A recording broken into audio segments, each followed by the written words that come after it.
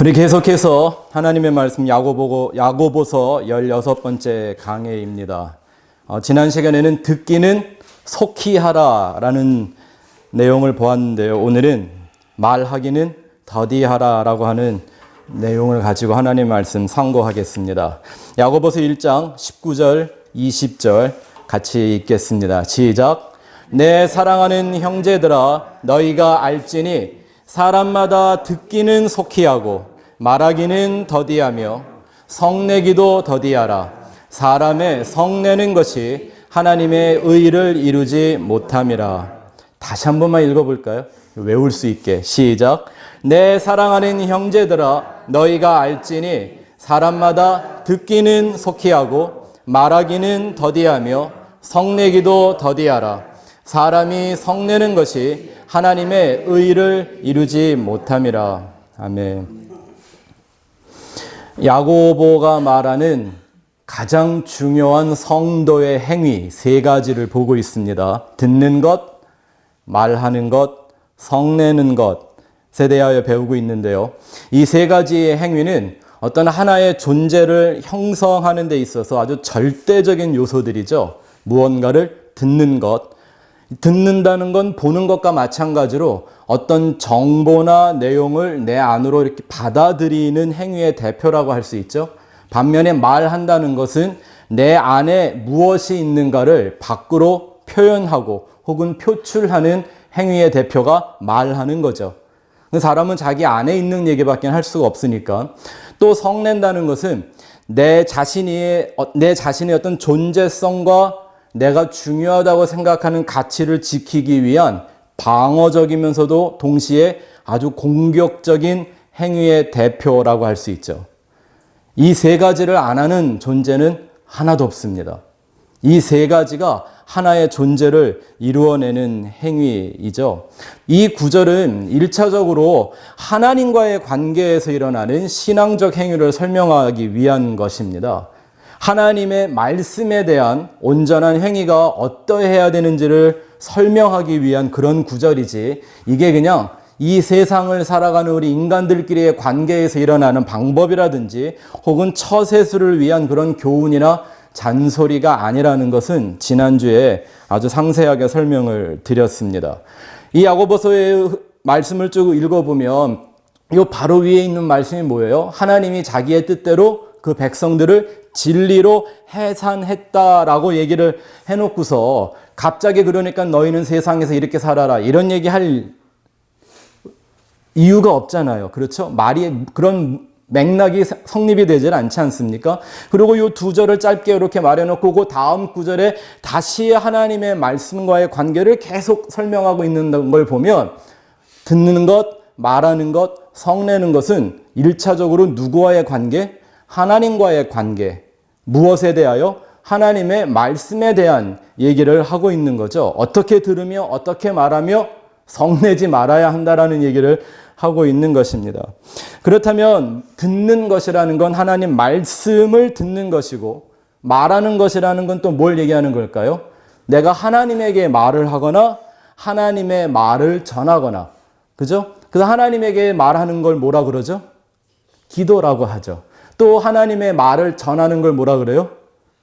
전도라고 하죠. 뭐 그걸 설교라도 해고 좋고 뭐 나눔이라고 그래도 좋고, 내가 하나님의 말을 전하는 거예요. 또 성내는 것이란 이제 다음 주에 살펴보겠지만 그 하나님, 나에게 말을 주신, 말씀을 주신 하나님에 대한 태도나 자세에 대한 것을 말하는 겁니다.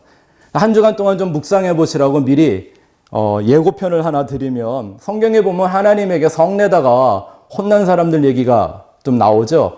구약의 대표는 가인이죠. 예?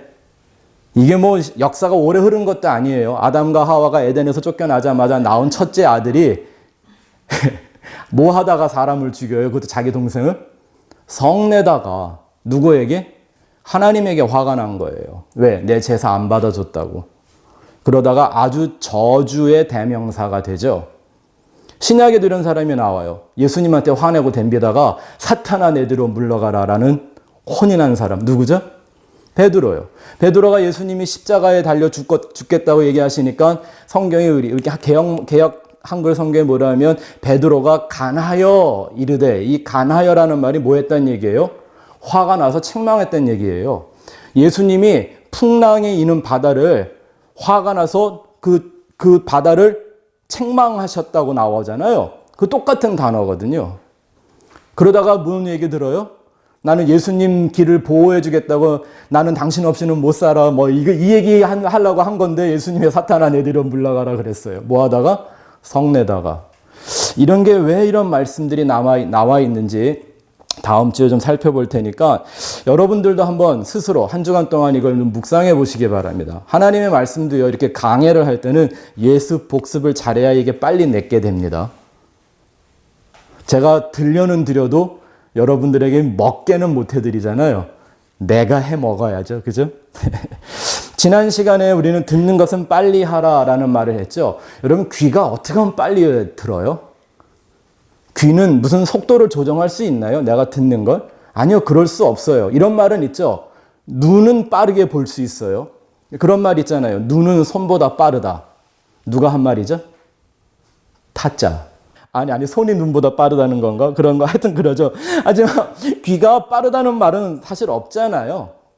이 말은 무슨 뜻이냐 하면 하나님의 말씀의 진정한 그 뜻을 제발 잘 듣고 잘 배우고 빨리 깨달으라는 말을 강조하는 것이죠. 그저 하나님의 말씀을 껍데기로만 보고 소리로만 듣고 표면적으로만 보고, 그래서 그 결과적으로 인본주의적인 율법주의에 빠지지 말고 제발 하나님이 이런 말씀을 하시는 그 이면의 것, 감추어진 것, 보이지 않는 영원한 것을 보고 들어야만 한다라고 말하는 야고보의 그런 심정이 담겨 있는 말이죠. 여러분, 야고보의 시대나 지금 우리가 사는 이 시대나 내가 보고 듣는 것을 분별할 줄 모르면 미혹의 영의 밥이 되기 십상입니다. 에덴의 뱀으로부터 시작된 이 적그리스도와 거짓 선지자들의 역사는 멈춘 적이 없습니다. 그리고 갈수록 더 사악해집니다. 그리고 어떻게 하든지 미혹하려고, 실족하게 하려고 새로운 옷으로 계속 갈아입습니다. 쉽게 말하면 이런 거죠. 율법주의 그러니까 율법주의라는 말을 가리우고 기복주의라는 이름을 덮었었어요. 그죠? 근데 그 복 받는다는 소리, 이 기복주의가 또 욕하니까 신비라는 걸로 다시 옷을 갈아입어요. 신비주의가 되죠. 기복주의, 신비주의 이런 거 막 비판하니까 뭐가 나와요? 긍정의 힘이 나왔어요. 옷을 계속 갈아입어요. 근데 역시 미혹하는 속임수이기는 마찬가지일 뿐이란 말입니다. 들어도 뭐가 좋은지 뭐가 잘못된지를 모르는 귀를 막귀라고 하죠. 막귀. 들어보셨죠? 음악 예능 프로그램 이런 거 보면 왜 너는 귀가 막귀냐 이런 얘기 하잖아요. 그래서 제가 이게 사전적으로 어떤 의미가 있는가 찾아봤더니 청력이나 듣는 거에 예민함이 부족해서 어떤 좋은 음질의 스피커나 이어폰을 줘도 별로 구별하지 못하는 그 귀가 막귀래요. 그냥 소리가 들리면 되는 거죠. 또 음정의 구분도 잘 못해서 음치인 경우를 막귀라고 한다고 사전에 나와 있더라고요. 여러분, 하나님의 말씀에 대한 막귀가 있겠죠. 성경이나 설교의 이 가르침에 대하여 그냥 아무거나 들어도 뭐가 옳은 건지 뭐가 좋은 건지 모르고 그냥 듣고 좋아하는 귀. 그냥 들리면 돼. 예? 과연 한 설교자가 어떤 음정의 설교를 하고 있는지도 모르고 그냥 듣는다는 것으로 만족하는 사람들이 있죠. 이게 뭐예요? 막귀예요, 막귀. 뭐가 진리인지 비진리인지, 뭐가 본질인지 비본질인지, 뭐가 진리인지 거짓인지를 구별하지 못하고 그냥 듣고 좋아하는 귀. 이게 하나님 말씀에 대한 막귀인 거죠.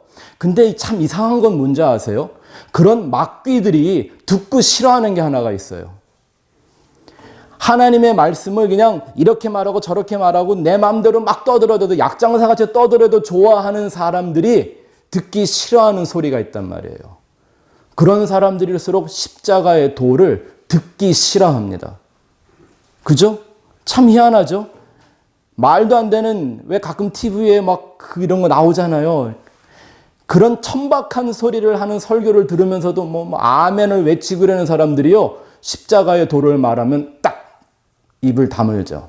마음을 딱 닫아버리죠. 귀를 막아버리죠. 희한한 일이죠. 하나님의 말씀, 그 진리에 대한 막귀인 겁니다. 예수님은 이 모든 성경이 예수님 자신에 대한 것이라고 말씀했습니다. 그러니까 우리는 모든 성경을 뭐로 봐야 돼요? 이게 아브라함의 얘기든 모세의 얘기든 다 누구의 얘기로 볼 수 있어야 되죠? 예수의 얘기로 보고 듣는 눈이 참 눈이고, 그 안에 담겨 있는 예수에 대한 메시지를 듣는 귀가 참 귀인 거죠.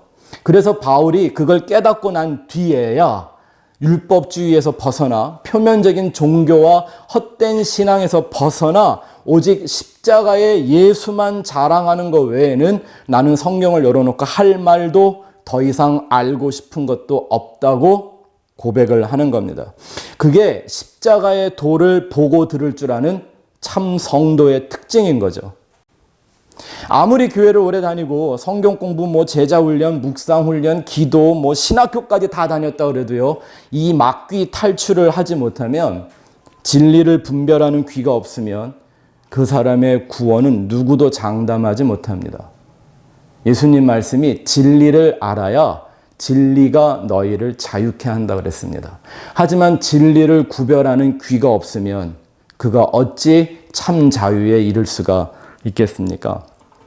자, 오늘은 그에 이어서 말하기는 더디하라 라고 하는 말씀에 대하여 나누려고 합니다. 이게 무슨 말일까요? Be slow to speak. 천천히 해라? 혹은 뭐 좀 알아듣게 말해라?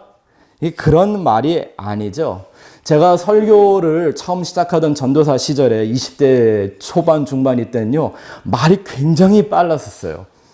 왜냐하면 전하고 싶은 건 너무 많은데 전도사라 설교할 기회를 별로 안 주잖아요. 그러니까 막 한 번 설교 시간이 주어지면 그동안 내가 연구하고 깨닫고 알게 된 걸 막 다 한 번 쏟아내 보려고 그냥 막 말도 빨리 해요. 내용도 많은데다가 또 전하고 싶은 얘기가 그냥 무슨 예화나 이런 재밌는 얘기나 하는 게 아니라 막 십자가의 도를 떠든다고 막 해놓으니까 내용도 또 어려워. 그러니 나는 혼자 신났다고 막 따발청처럼 싸대는데 듣는 사람들이 하나도 못 알아듣는 거예요. 그러니까 말을 좀 제발 좀 천천히 해라 그래갖고요. 그 다음부터 말을 천천히 하기 시작했어요. 그러다가 선교지에 딱 갔는데, 이건 예수의 예자도 모르는 사람들한테 설교를 마음 편하게 막 할 수가 있어야지 못 알아듣는데, 나는 성경을 열어놓고 분명히 똑같은 한국말 하는데 못 알아듣더라는 거죠. 그러니까 어떻게 해요? 더 천천히 더 쉽게 돌다리도 두들겨보며 건너간다고 한 말 또 하고 가리킨 걸 또 가리켜보고 이렇게 하면서 말이 점점점 느려졌어요. 그런 얘기인가요, 지금? 말을 더디해라? 뭐 이런 얘기 많이 하죠. 설교자들 뿐만 아니라 이 세상을 살아나가는 어떤 기술 중에 하나가 뭐냐면 소통의 기술을 배워야 된다, 이런 거예요. 말이라는 것도 이게 사람들이 잘 알아들을 수 있는 음률이 있어야 된다. 빠르기, 느리기, 이걸 다 하고 뭐 효과적인 쉼표도 잘 찍어서 효과적인 커뮤니케이션을 해야 된다. 말하기는 더디하라는 게 지금 그런 말일까요? 야고보가 한가롭게 지금 그런 얘기를 성경에 복음이라고 써놓고 있겠냐 말이죠. 그러니까 말하기는 더디하라. 듣기는 속히 해야 되는데 말하기는 더디하라. 어떤 의미일까요? 서두에서 말씀드린 것처럼 이 구절에 나와 있는 행위들은 1차적으로 누구와? 하나님과 그의 말씀의 관계에서 일어나는 행위라고 했죠. 하나님에게 말하거나 기도라고 하죠. 하나님의 말씀을 전하는 행위, 전도라고 하잖아요. 근데 이거를 더디하라. 뭘까요? 왜일까요? 물론 이 말하는 문제에 대해서 우리는 야고보서 3장에 가서요, 아주 심도 있게 나눌 겁니다. 야고보서 3장은 무섭죠. 사람의 혀는 뭐래요? 이게 지옥에서 올라오는 불덩어리래요. 왜 그럴까? 그건 3장에 가서 우리가 좀 심도 있게 구체적으로 좀 살펴보도록 하고요. 오늘은 말을 해야 되는데 왜 더디하라고 하시는지 그 대략적인 얘기를 좀 먼저 말씀드리려고 그럽니다. 우선 말의 기능을 살펴볼 필요가 있습니다. 우린 다 말하고 살잖아요. 네? 어떤 말을 하든지 다 말을 하고 사는데 말 혹은 언어, 이 기능은 크게 두 가지로 나눌 수가 있습니다. 몇 개? 이거 잘 이해하셔야 돼요. 두 가지의 기능을 크게 나눌 수가 있는데요. 하나는 신호로서의 말이 있습니다. 사인을 주는 거예요.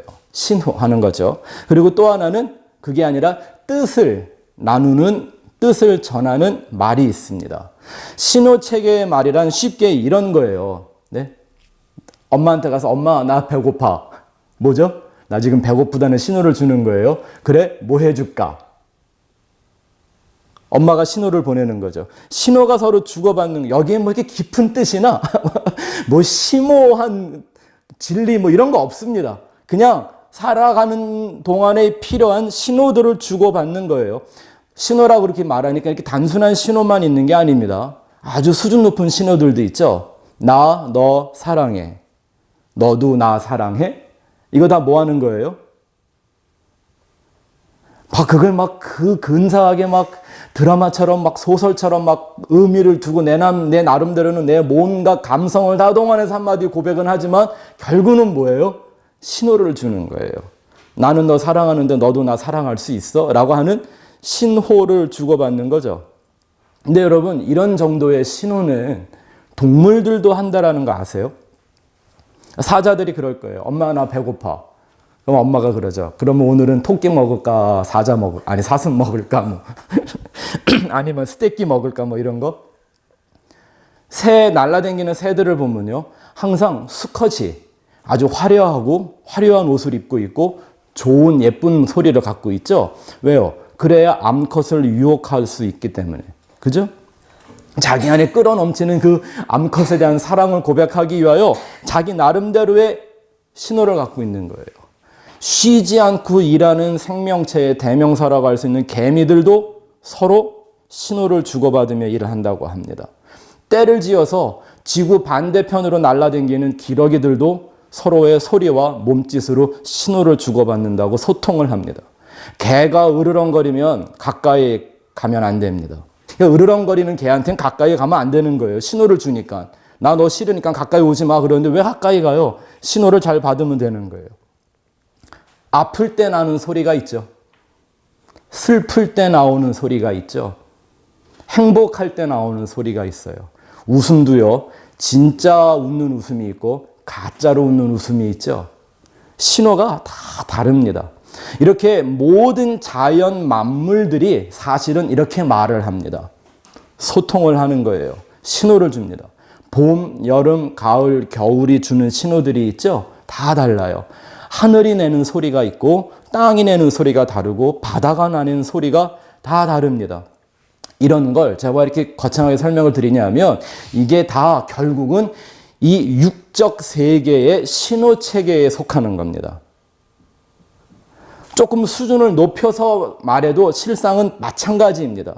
뭐 이 세상에서 육적인 사건, 사고를 말하거나 그에 대한 자기의 주장을 하며 자기의 생각을 어떤 옳고 그름을 논하고 뭐 내가 좋아하고 싫어하는 선호대를 드러내는 이런 모든 커뮤니케이션 결국은 다 뭐예요?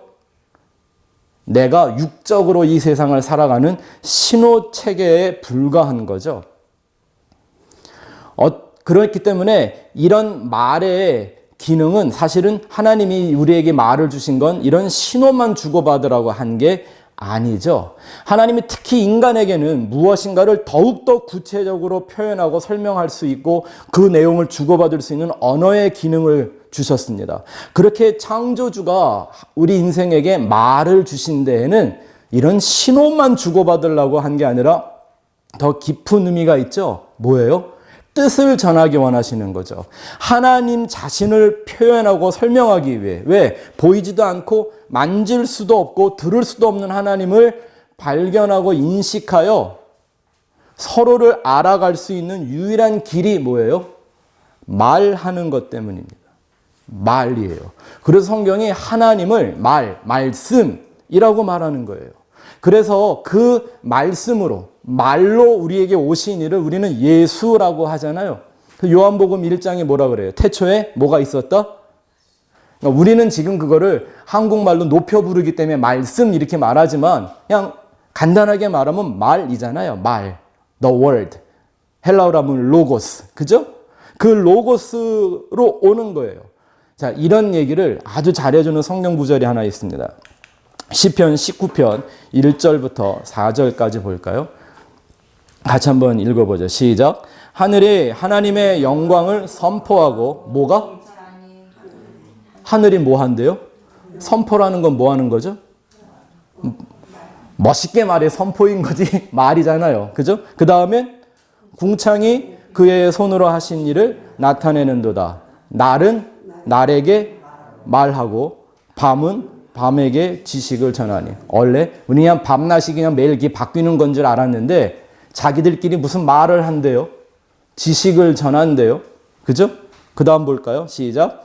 언어도 없고 말씀도 없으며 들리는 소리도 없으나 그 소리가 온 땅에 통하고 그의 말씀이 세상 끝까지 이르도다. 하나님이 해를 위하여 하늘에 장막을 베푸셨도다. 이게 성도가 들어야만 되는 말이고 이게 성도가 더디해야 하는 말의 내용인 것들이죠. 잘 보세요. 날이, 여기서 날이라는 건 낫을 말하는 거예요. day. day가 있고 night이 있고 그렇잖아요. 그죠? 예. 날이 날에게 하는 말이 있대요. 아니, 지들끼리 무슨 말을 하겠어요? 그러니까 그거는 어떤 뜻을 말하냐면 하나님이 빛을 창조하시고 그걸 낫이라 칭하신 의미가 서로 뭔 줄을 말한다는 거죠. 그리고 밤은 어둠이잖아요. 근데 이 밤이 서로 지식을 전한대요. 그들이 나누는 말이나 지식이 뭘까요? 이게 이 자연 만물 속에 숨겨져 있는, 담겨져 있는, 새겨놓은 하나님의 뜻이지 않습니까? 그래서 그 모든 일을 위하여 하나님이 궁창을 하늘의 장막으로 덮으셨다 이렇게 얘기했는데요. 이게 뭐하고 똑같은 말이냐면 요한복음 1장에 말씀이 육신이 되어 우리 가운데 거하시더라 라는 말하고 똑같은 의미를 갖고 있는 말이에요. 낮과 밤이 서로 말을 하고 지식을 전한다. 우리는 그냥 이렇게 원하면 낮이고 껌껌하고 어두우면 밤이라고 생각하는데 이거는 누구나 알 수 있는 신호이죠. 날이 밝아오네. 밤이 어두워지네. 뭐 이런 말이요. 그죠? 그런데 낮과 밤이 전하는 지식이 있다니 사실 우리는 그걸 모르면 우리가 매일 반복하는 낮과 어둠의 안에 담겨놓은 하나님의 뜻 모르고 사는 거죠. 그냥 신호만 보고 사는 게 되는 거잖아요. 그쵸? 얼마나 수없이 많은 낮과 밤을 경험하며 우리가 살아오고 있는데 정작 그 의미는 모르는 게 되지 않습니까? 그래서 우리는 오래전에 천지창조를 십자가의 도로 다시 풀어본 적이 있었습니다. 기억하시죠? 왜? 말의 근원은 하나님이고 천지창조는 그 하나님의 그 말로 시작되었지 않았습니까? 그래서 천지창조가 어떻게 시작해요? 하나님이 가라사대, 하나님이 아마르 하셨다. 이게 뭐예요? 하나님이 말하셨다라는 거예요. 근데 이게 사람이 말하는 것은 소리를 냈다는 그런 뜻일까요? 한번 여러분들의 기억을 되살리기 위해서 잠깐 살펴보죠. 하나님의 첫째 날은 뭐라고 말씀하셨죠? 빛이 있으라 라고 말씀하셨어요. 그게 하나님이 우리 인간의 역사 가운데 처음 표현하신 말이었어요. 근데 빛이 나타나는 순간 동시에 나타난 게 뭐였죠? 어둠이었습니다. 하나님이 처음에 보여주신 이 빛과 어둠은 지금 우리가 보고 있는 이 빛과 어둠의 신호가 아니죠. 그렇죠? 빛이 있으므로 어둠의 의미가 무엇인가를 하나님이 이렇게 구별하는 겁니다. 하나님이 여기에 어떤 뜻을 전하기 위해서 창세전에 예정하신 그 뜻을 설명하기 위하여 빛과 어둠이라는 개념으로 나누어 설명을 하겠다는 거죠. 그래놓고 하나님이 뭐라고 하시냐면 보시기에 좋았더라 라고 얘기하고 있어요. 뭐가 좋았다는 얘기일까요? 빛은 환하고 어둠은 깜깜하니까 이래서 좋았다고 하시는 건 아니었겠죠. 그죠? 빛이 말하는 뜻, 어둠이 말하는 그 뜻이 좋았더라는 거죠. 그러니까 우리는 천지창조를 보면서도 이걸 볼 수 있어야 하나님의 말씀을 듣는 자고 그걸 말해야 하나님의 말을 전하는 자가 될 수 있는 거 아닙니까? 그리고 얘기하는 게 뭐냐면 저녁이 되고 아침이 되니. 아니 무슨 시간이 아침에서 저녁으로 흐르질 않고 저녁에서 아침으로 시간이 흘러요? 왜라고 그랬죠? 어둠에서 빛으로, 무지에서 유지로. 그죠? 깨닫지 못함, 보지 못함, 알지 못함에서 보고 듣고 아는 단계로 넘어가는 거죠. 이거를 결정적으로 얘기하면 십자가에서 부활로, 죽음에서 생명으로 나아가는 걸 이 첫째 날 다 담아놓은 거라고 했잖아요. 제가 이 한마디를 여러분들에게 전해드리기 위해서 제가 얼마나 이 말을 오래 제 안에 품고 더디 생각하고 더디 계산하고 더디 연구해보면서 결국 깨닫게 되는 한마디를 하게 될까요? 그죠? 하나님의 말씀을 그렇게 해야 한다는 거죠. 둘째 날 뭐 하셨어요? 궁창 위의 물과 궁창 아래의 물로 나누셨습니다. 이거는 우리가 휘포몬을 공부하면서도 많이 해서 기억하실 거예요. 위에 물이 있고 아래에 물이 있다는 거예요. 근데 이 물은 뭐를 의미하는 거라고 그랬죠? 말이요, 말. 위에 말이 있고 이 아래에 말이 있는 거예요. 인간들이 사용하는 이 자연 세계가 말하는 신호라고 하는 그 말이 있고 하나님이 사용하시는 영원한 진리라고 하는 말이 있는 거예요.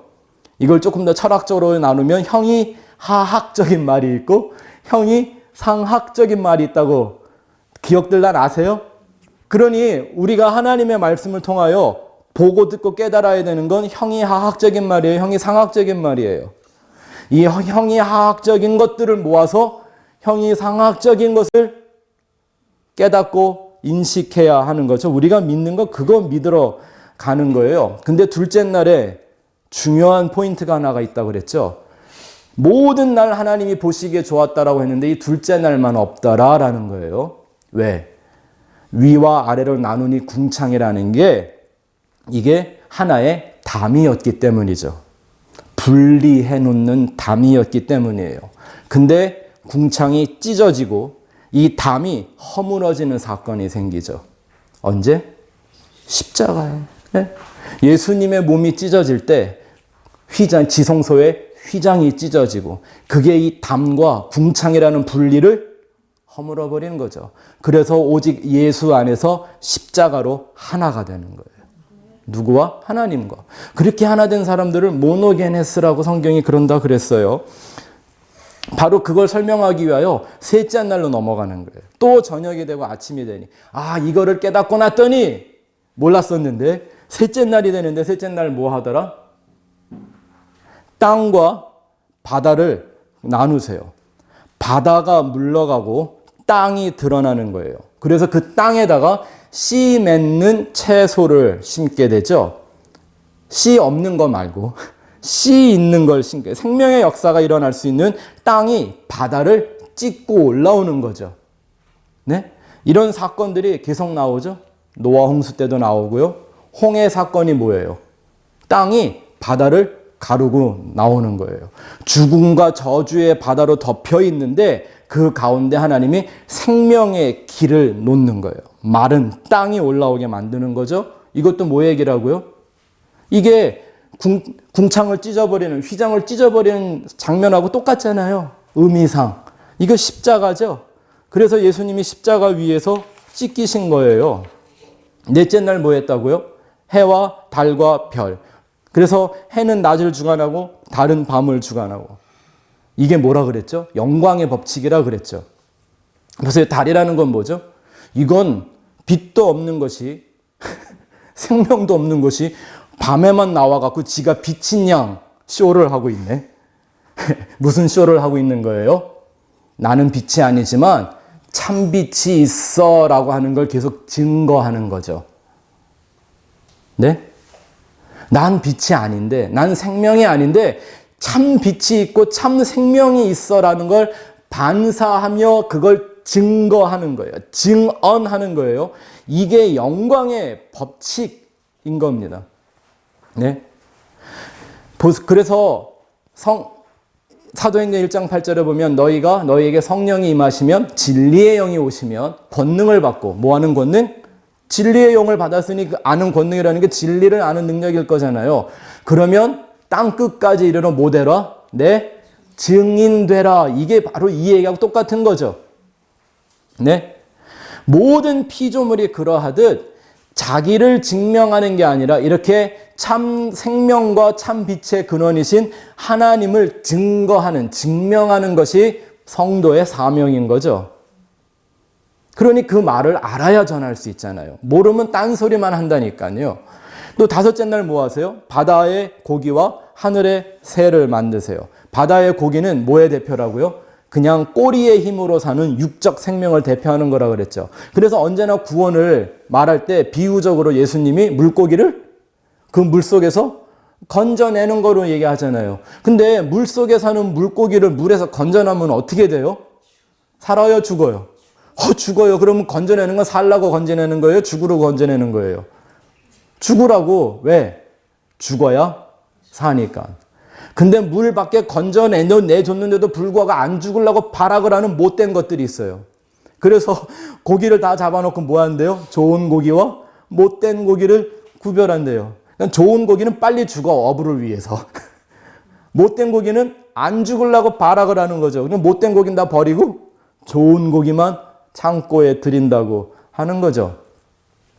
그러니까 꼬리의 힘으로 살던 물고기를 건져내다가 머리를 앞으로 살아가는 하늘에 들린 이 땅에 속하지 않은 새와 같은 존재로 만들어 재창조하는 거죠. 죽여서 다시 살리는 거예요. 이게 머리가 되고 꼬리가 되지 말라는 말이에요. 다시 말하면 머리로 살고, 머리는 누구? 예수님. 교회의 머리가 예수님이라면서요. 그죠? 머리는 근원이라는 말이에요. 꼬리로 살지 말라. 네 힘으로 하지 말라라는 얘기를 하시는 거죠. 여섯째 날은 확실하지죠, 이제. 짐승과 사람을 구별하세요.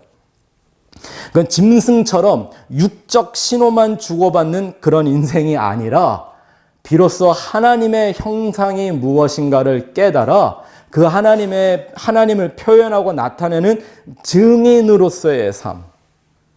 이걸 사는 게 사람입니다. 그죠? 그래서 하나님의 눈에는 두 가지 종류의 사람밖에 없어요. 육적 신호만 가지고 사는 타락한 아담이라는 사람이 하나가 있고 오직 하나님의 뜻만을 전하던 예수라고 하는 또 다른 아담이 있는 거예요. 이게 내가 내 안에 무슨 말을 가지고 어떤 말을 전하며 사느냐에 달려 있는 거죠. 예수의 말. 예수님이 제자들에게 그러셨습니다. 내가 너희에게 이른 말이 영이요 생명이다. 그러니까 하나님에게 있어서 말이라는 건 단순한 신호체계가 아니라 영과 생명의 길이라고 하는 거예요. 그래서 그 예수의 말을 가진 이들만이 하나님을 아버지라 부를 수 있는 독생자의 반열에 설 수 있다고 하는 거죠. 이 6날이 다 완성되고 난 후에 진짜 안식과 축복이 찾아옵니다. 하나님이 7번 말씀하셨더니 완성과 축복이, 안식이 이루어지더라는 거죠. 근데 또 하나님이 7번 말씀하신 적이 있죠. 어디서? 십자가 위에서. 네? 7번 말한다는 건 아주 완전하고 절대적이며 하나님만이 이룰 수 있는 거룩한 언약을 뜻하는 겁니다. 그래서 7번 말한다라고 하는 거예요. 태초에 그 말은 아무도 들은 사람이 없지만 십자가에서 선언하신 예수의 말씀을 듣게 되죠. 이걸 그저 신호처럼 들리지만 그 안에 담긴 뜻을 모르면 아무 소용없잖아요. 그러니까 하나님의 말씀을 이런 신호로만 들으면 그게 오히려 올무가 된다라고 얘기했어요. 이 하나님이 쳐놓은 올무에 걸리면요, 빠져나올 방법도 없는 것 같습니다. 그러니까 성경을 신호로 받아들일 것인가, 아니면 그의 영원한 뜻으로 듣고 말하려 할 것인가. 성경을 신호체계로 보는 결과가 율법주의죠. 도로 표지판처럼, 그죠? 우리가 제일 많이 사용하는 신호, 이게 뭐 매일 쓰는 거잖아요. 신호등, 뭐 이런 것부터 시작해갖고요. 그게 다 뭘 얘기해 주냐면 뭐 이거는 해라 하지 마라. 저거는 해라 하지 말라. 신호를 잘 지켜야 안전하고 평안한 삶을 살게 된다. 그죠? 그것이 이런 신호를 우리에게 주신 하나님의 축복이다라는 식의 율법주의, 기복주의, 신비주의, 긍정의 힘 같은 이런 모든 말들은 사실은 하나님의 그 영원한 신비의 말씀을 육적 신호 체계로 전락시킨 결과밖에는 안 되죠. 한번 생각해 보세요. 정말 생각해 보세요. 성경에 나와 있는 이런 신호들, 혹은 목사들이 끊임없이 만들어내는 또 다른 신호들, 이거 잘 지켜서 정말 완벽하게 안전하고 평안한 인생을 사는 사람들 본 적 있으세요? 주위에? 역사상 그런 사람이 하나는 있었나요? 제가 장담하건대 멀쩡한 정신을 가지고 사는 인생이라면 이 세상에서 절대 완벽하게 안전하고 평안한 인생 살 수 없습니다. 그런 사람 데려오면 내 손에 장을 지집니다, 진짜. 모든 인생이라는 게 염려, 걱정, 근심, 후회, 실수, 절망, 상처. 내가 안 하면 또 누가 도와줘, 그걸 또 옆에서. 그죠? 정말 그렇게 안전하고 평안하게 살 수 있나요? 이 세상이 그럴 수 있는 세상인가요? 아니면 여러분 성경엔 그런 사람이 하나나 있던가요? 그 신호 받아서 잘 산 사람들이요. 있어요? 없어요. 하나도 없습니다. 왜요? 인간은 그렇게 실수하는 불완전한 존재이고요. 그걸 죄인이라고 하기 때문인 거죠. 성경이 그저 내 육신적인 인생을 위한 신호 정도로만 듣기 때문에 이런 말밖에는 할 수가 없는 거예요. 제가 어려서부터 교회 안에서 자라나면서 이렇게 대표기도 하시는 분들을 들을 때 제일 많이 듣던 말 중에 하나가, 내가 제일 들을 때마다 이해도 안 되지만 기분도 나빴던 말 중에 하나가 뭔지 아세요? 우리 같이 버러지 같은 인생들을 막 이러면서 장로님들이 목에 힘주고 기도하잖아요. 막 평소 때는 그렇게 말 안 하시는 분들이 강대상에 올라가면 목에 힘주고 막 우리 같은 버러지들을 막 이러면서, 아니 버러지 같은 인생이라고 그러면서 그 버러지들을 위해 그렇게 잘해달라고 요청을 하는 건 또 뭐예요? 도대체 그런 표면적인 율법주의에 빠져있는 자기 민족들에게 지금 야고보가 아주 가슴 시린 하소연을 하고 있는 거죠. 제발 좀 잘 듣고 아무 말이나 막 떠들지 말아라, 이런 거죠. 무엇이 하나님의 뜻인지, 무엇이 하나님에게 속한 말인지 좀 잘 듣고 말은 좀 신중하게 더디해야 한다라고 말하는 거죠. 이와 똑같은 의미로 말한 사도가 한 사람 있습니다.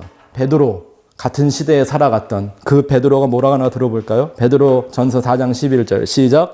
만일 누가 말하려면 하나님의 말씀을 하는 것 같이 하고, 누가 봉사하려면 하나님이 공급하시는 힘으로 하는 것 같이 하라. 이는 범사에 예수 그리스도로 말미암아 하나님이 영광을 받으시게 하려 함이니 그에게 영광과 권능이 세세에 무궁하도록 있느니라. 아멘. 말하려면 누구처럼 하라고요? 하나님처럼. 하나님의 말씀을 하는 것처럼 이렇게 써 있는데, 여기서 말씀을 이란 말이 헬라어로 로기아라는 단어인데요. 이걸 영어로 바꾸면 divine oracle라고 할 수가 있습니다. 한국말로 하면 하나님의 어떤 신탁 이런 거죠. 무슨 말이냐면 오직 하나님만이 주실 수 있는 선언이며 계시라는 뜻의 단어입니다. 사람이 할 수 있는 게 아니라 하나님만이 할 수 있는 신탁이라는 거예요. 그런데 그 신탁을 주고 그 신탁을 받은 것처럼 말하라고 하는 이유가 뭐냐면 목적이 나오죠. 범사에 모든 것을 통해 예수 그리스도를 통해 하나님의 영광이 드러나게, 예수로만 영광 받으시는 하나님이라는 얘기를 하고 있는 거예요. 아멘. 여러분, 우리가 세상에 나가서 공부 잘해갖고 1등해도 하나님 영광 안 받으십니다. 연예인들이 상 받아갖고 모든 영광을 하나님께 이래도 하나님 그 영광 안 받으십니다. 네. 축구에서 골 하나 넣고 하나님께 영광 이래도 하나님은 그 영광 받지 않으십니다. 하나님은 누구로만? 예수 그리스도로만 영광을 받으시는 분이십니다. 그리고 하나님 그 영광을 누구에게도 주지 않습니다. 성경에 그렇게 써 있습니다. 오직 예수를 통해서만 계시되고 증거되는 그 하나님을 우리에게 주시고 말하게 하는 겁니다. 예수가 누구입니까? 그리스도로 오셨죠. 그리스도란 말이 뭐예요? 기름 부음 받은 자라는 거예요.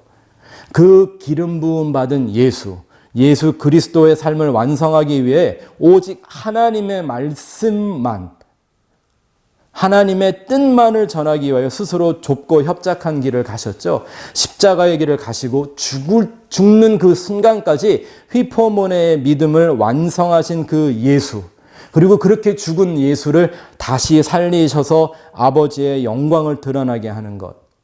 이게 하나님의 인생을 구원하시는 유일한 길 아니에요? 성경에 다른 길 나와 있나요? 그렇다면 우리가 이 하나님의 말을 잘 듣고 그 하나님의 말씀을 말하는 자가 되려면 어떻게 해야 하겠는가? 그 비밀과 그 신비를 말할 수 있는 입술이, 성경에 대표적인 케이스들이 몇 개 나오죠. 자, 입술 그러니까 벌써 생각나는 선지자 한 사람 있지 않아요? 이사야. 네? 이 성전에서 일하고 있었어요. 딴 데도 아니야. 무슨 뭐 클럽에 가서 춤을 추던 것도 아닌데 성전에서 일하고 있는데 하나님이 나타났는데 거기서 납작 엎드려 오 마이 갓. 그렇죠. 화로다 나로 망하게 되었도다. 나로 죽게 되었도다. 내가 입술이 부정한 자 중에 하나님을 배웠도다. 오늘날 성도들에게는, 교인들에게는 이런 하나님과의 만남, 하나님과의 엔카운터가 없는 게 문제인 거죠. 그때 하나님이 어떻게 하세요? 제단에서 숯불을 가져다가 이사야의 입술을 찢어버립니다. 영적으로 뭐 하려고? 하나님의 마음을 전하는 입술이 되게 하시려고. 그렇게 입술을 찢어놓고서는 하나님이 먼 산 보며 한마디 하시잖아요. 누가 가서 내 마음을 전할꼬.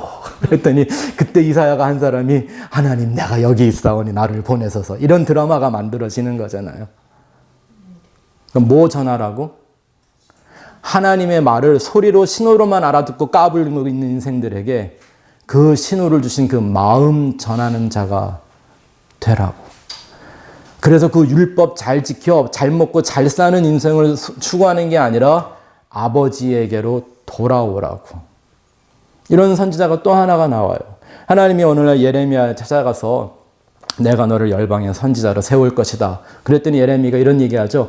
어머 나는 어린아이라 말할 줄 모릅니다. 이게 지금 예레미야가 뭐 나이가 어렸다는 그런 얘기일까요? 아니, 여기서 말하는 어린아이는 하나님의 말씀에 대하여 성숙함이 내 안엔 없다고 하는 거죠. 이걸 스스로 인정했더니 하나님이 뭐라 그래요? 내 입에, 너의 입에 내 말을 내가 두겠다. 이 말은 이게 무서운 말이에요.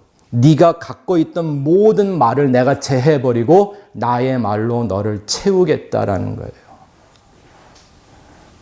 자, 이게 왜 고통스러운 일인지 이게 어떻게 우리에게도 이루어지는지 성경에 다 써 있습니다. 성경 참 좋습니다. 요한계시록 10장 9절 11절 같이 읽어볼까요? 시작.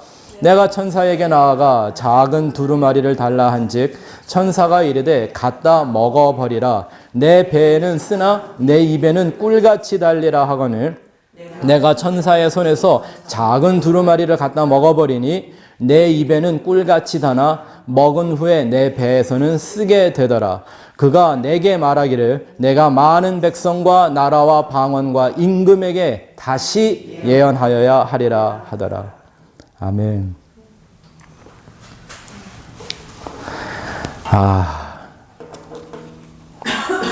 제가 한 15년 전에 기도하는 중에 이 음성을 들었던 생각이 지금 다시 떠오르네요. 잘 보세요. 여기서 말하니 작은 두루마리란 뭔가, 이게 뭐 신약이니 어쩌니 이런 해석들이 있는데요. 그런 건 중요한 게 아니죠. 그냥 성경에 엑기스라고 보면 돼요. 그걸 복음이라고 말하기도 하고 그걸 십자가의 도라고 말하기도 하는 거죠. 이걸 먹으면 어떻게 된대요? 네 배에서는 쓴데 입에는 달대요. 왜 다를까요, 이게? 근데 여러분, 율법의 얘기는, 율법의 말들은 달지가 않습니다. 그죠? 여기 우리 애들한테 물어보면 알아요. 엄마의 잔소리가 달게 들리니? 이렇게 물어보면 알아요. 네? 분명히 날 위해 해주는 거룩한 잔소리인데 그게 입에 달지 않아요. 나도 다 아는 얘기를 하고 있는 거니까요. 내가 하고 싶은 것만 골라서 하지 말라고 그러고, 내가 하고 싶은 건 또 하기 싫은 건 또 억지로만 하라고 하는 이런 말이 내 입에 달 리가 없죠. 그러니까 이건 지금 율법에 대한 얘기가 아니에요. 내 입에 정말 단 그 작은 두루마리에 써 있는 그 내용이 뭘 것 같아요? 이게 바로 하나님의 은혜와 사랑 얘기인 거죠. 하나님의 은혜와 사랑이라는 게 뭐예요? 너희의 죄에 상관없이 내가 할 일을 너에게 하겠다라는 거잖아요. 내가 다 해줄게, 이런 말인데, 그죠? 은혜와 사랑이 그런 말이잖아요. 은혜는 보상이 아니에요. 보상과 은혜는 달라요. 은혜는 아무것도 하지 않은 사람에게 하나님이 그냥 전적으로 부어주는 거예요. 하나님 마음대로. 사랑도 그런 거예요. 그 사랑을 깨달은 바울이 로마서에 그러잖아요. 칼이나 적신이나 기근이나 그 무엇이 우리를 하나님의 사랑에서 끊을 수 있겠냐. 하나님이 은혜를 베푸기로 작정하시고 너를 사랑이라고 결정하셨으면 하나님이 다 알아서 해. 넌 괜찮아. 실수해도 괜찮고 좀 넘어져도 괜찮고. 안 좋아요, 이런 거? 그렇게 우리를 구원해 주신다는데, 여호와는 나의 목자시니 내게 부족함이 없으리로다. 나의 나된 것은 다 하나님의 은혜라. 이런 거 너무 좋지 않아요? 얼마나 달고 맛있는 말씀입니까? 그런데 이 말씀이 내 안에 들어와서는 쓰게 되는 역사를 시작한답니다. 왜? 재창조의 역사를 시작하기 때문입니다.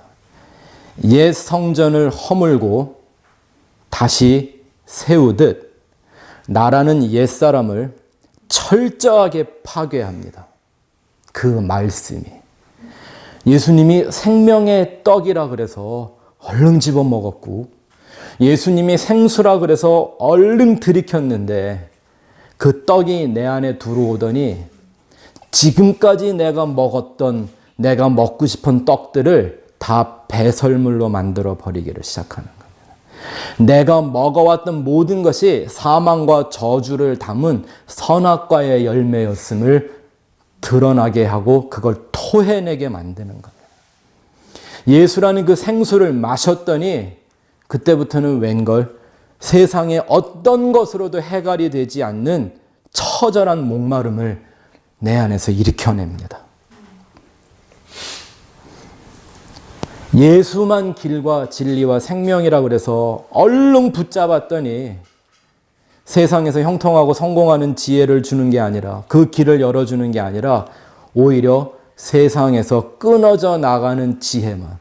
그래서 철저하게 낮아지고 상한 심령이라고 하는 가난한 마음을 가질 수밖에 없는 자로 막 몰고 가십니다. 예수가 하나님의 영이라 그래서 그를 내 안에 모셨더니 내 안에 들어와 나는 쫓아내고 당신이 주인 행세를 하기 시작합니다. 이렇게 한 사람 한 사람을 그리스도의 영으로 끌고 갑니다. 어디까지?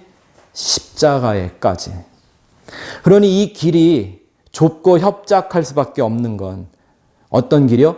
하나님의 말씀이, 그 은혜와 사랑의 말씀이 너무 달아서 꿀꺽 삼켰는데 이게 들어와서 나를 그 은혜와 사랑에 합당한 사람으로 만들어내는, 그래서 내 안에 모든 것들이 파괴되는, 쓰게 되는 작업이 좁고 협착할 수밖에 없는 이유가 뭐냐면 이 말씀이 점점 더 깊이 역사하기 때문인 거예요.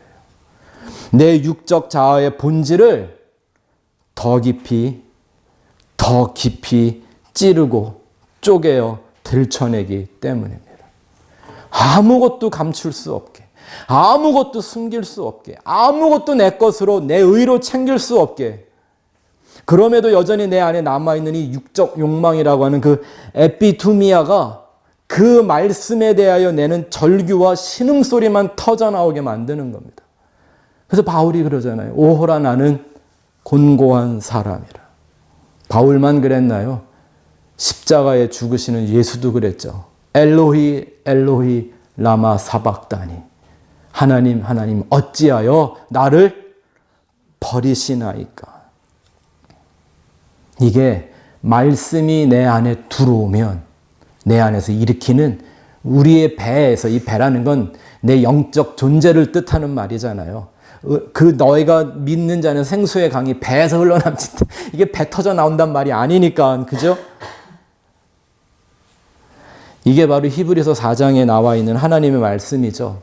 하나님의 말씀은 좌우의 날선 어떤 검보다 더 예리하여 살았고 운동력이 있어서 사람의 영혼을, 관절을 찔러 쪼개어 골수를 빼내는 것처럼 그의 죄성을 철저하게 드러내어 육적 자아를 완전히 해체하고 파괴해서 하나님 앞에 마치 벌거벗은 것처럼 드러나게 하는 겁니다. 그래서 예수님도 십자가에서 벌거벗은 모습으로 매달려 죽게 하신 겁니다. 이건 단지 이 십자가의 사건은 죄인들에게 무슨 면죄부를 주기 위한 쇼가 아니라 너희도 내가 이렇게 죽여서 다시 살릴 거라고 하는 하나님의 신탁인 겁니다. 예수만 죽인 게 아니라 너도 예수처럼 죽일 거라고 하는 하나님의 신탁이란 말입니다. 절대적이며 변하지 않는 이 구원의 섭리를 보여주신 거예요. 왜? 그렇게 죽여야만 예수와 함께 십자가에 못 박힌 자가 되는 거 아닙니까? 이건 그냥 맨날 노래만 하는 거예요? 아니잖아요. 그것이 내가 예수 그리스도의 죽으심과 합하여 세례를 받고 그의 살으심과 합하여 부활에 이르는 거라고 말하고 있지 않습니까? 그게 성도의 길인 겁니다. 그게 성도가 할 말입니다. 근데 이렇게 하나님의 말의 뜻이 뭔지를 깊이 생각도 안 채 그냥 쉽게 함부로 막 떠들어댔던 사람들이 있죠. 율법주의자들. 하나님이 이거 하지 마 그러면 안 하면 되지. 왜 하지 말라는지도 몰라요. 이거 해 그러면 왜 하라고 그랬는지도 몰라요. 제사 한번 지내라고 말씀하셨더니 그 제사를 하나님이 구역질나서 못 먹겠다 그러는데도 계속 하잖아요. 율법주의자들에 대한 얘기죠. 그들에게 예수님이 뭐라 그래요? 너희는 하나님의 말씀도 그 말씀의 능력도 오해했다라고 하는 겁니다. 하나님의 말씀은 그저 자기 육적 세계를 위한 종교적인 신호로만 알아듣고 그 생명의 진리엔 관심이 1도 없던 거였죠. 그러니 그렇게 탁월했던 율법주의자였던 니고데모 같은 사람이 예수님에게 와서 거듭남이라는 말을 들었을 때 도무지 이해를 못하는 거예요. 그러니 그 율법주의자들, 이 구역질나는 제사를 멈추지 않고 뜻도 모르는 절기를 그거 지키느라고 예루살렘을 피바다로 만들었던 사람들인 거예요. 이 시대의 교회들이 다를까요? 이 시대의 교인들이 그들과 다를까요? 되지도 않는 율법으로 하나님과 자기를 속이고 그러니 자기를 지키는 말밖에 할 것이 없고 하나님의 뜻과는 다른 말을 하니 하나님은 그걸 거짓말이라고 하셨습니다. 그리고 요한계시록에 보면 천국에 절대 못 들어가는 사람 중에 하나가 어떤 사람? 거짓말하는 자. 이건 그냥 우리가 살면서 뭐 한두 마디 하는 이런 거짓말을 말하는 게 아니라 하나님의 뜻을 잘못 알아 말하는 자라는 뜻인 거예요. 그들이 하나의 적그리스도고 그들이 하나의 거짓 선지자들이기 때문입니다. 왜 듣기는 속히 하고 말하기는 더디하라고 한지 아시겠죠? 이런 하나님의 말씀들이 여러분들 뱃속에서 쓰게 되기를 주의 이름으로 축원합니다.